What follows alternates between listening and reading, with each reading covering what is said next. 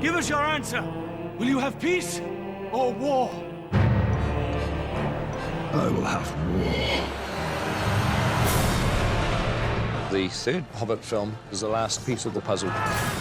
So ultimately, there will be 6 movies that become a grand story that you can see from beginning to end. This was the last move in a master plan. A plan long in the making.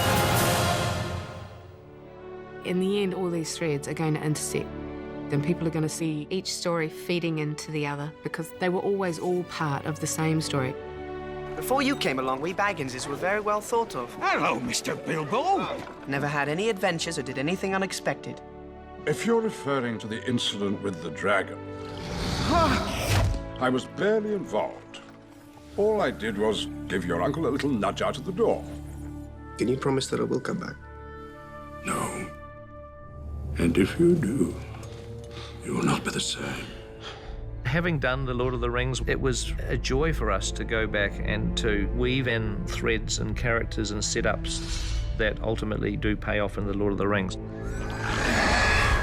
In The Hobbit, we also layer in and introduce the resurrection of Sauron.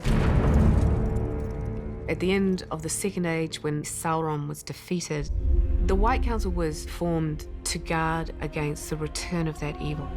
There is something at work beyond the evil of Smaug. Something far more powerful.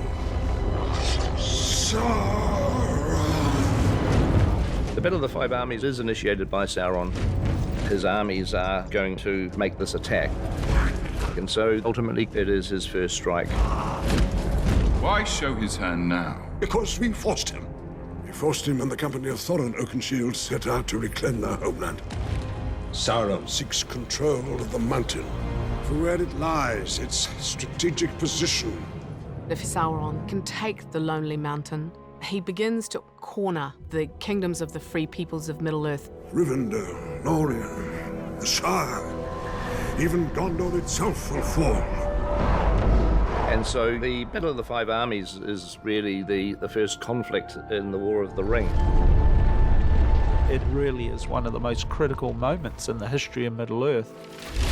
Up until this battle, the elves and the dwarves have been at each other's throats. And so you get finally the realization that there is a greater enemy that is more important for them to be fighting rather than each other, which takes you through into the Lord of the Rings. This peril belongs to all Middle-earth. They must decide now how to end it. It's the beginnings of the pieces of the puzzle that lead to the formation of the Fellowship and the great fight for Middle-earth. But ultimately, the most important part of the battle to save Middle-earth is this little ring. It has a beautiful fatefulness about it, that the most unlikely person should find the most powerful object in Middle-earth. One ring to rule them all. One ring to find them. One ring to bring them all. And in the darkness, find them. Having done The Lord of the Rings first, we were able to bring to The Hobbit the importance of the very fateful moments that occur. Most importantly of all, the fact that Bilbo doesn't kill Gollum. It's a pity Bilbo didn't kill him when he had the chance. Pity. It was pity that stayed Bilbo's hand. If Bilbo kills Gollum, Gollum is not there on Mount Doom to fall into the lava with the ring. It's easy to say, you know, you don't deserve to exist. But there was something in Bilbo that stopped him from doing that. The pity of Bilbo may rule the fate of men.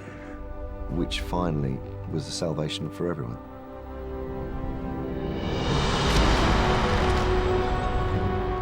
One day I'll remember. Remember everything that happened, the good, the bad. And how lucky I am that I made it home. Bilbo once told me his part in this tale would end, that each of us must come and go in the telling. There and Back Again, A Hobbit's Tale by Bilbo Baggins, and The Lord of the Rings by Frodo Baggins. You finished it. It's wonderful to see you, Gandalf! Bilbo, watch out for the dragon! Loyalty, honor, a willing heart. I can ask no more than that. Never thought I'd die fighting side by side with an elf. What about side by side with a friend? All you have to decide is what to do with the time that is given to you. Even the smallest person can change the course of the future.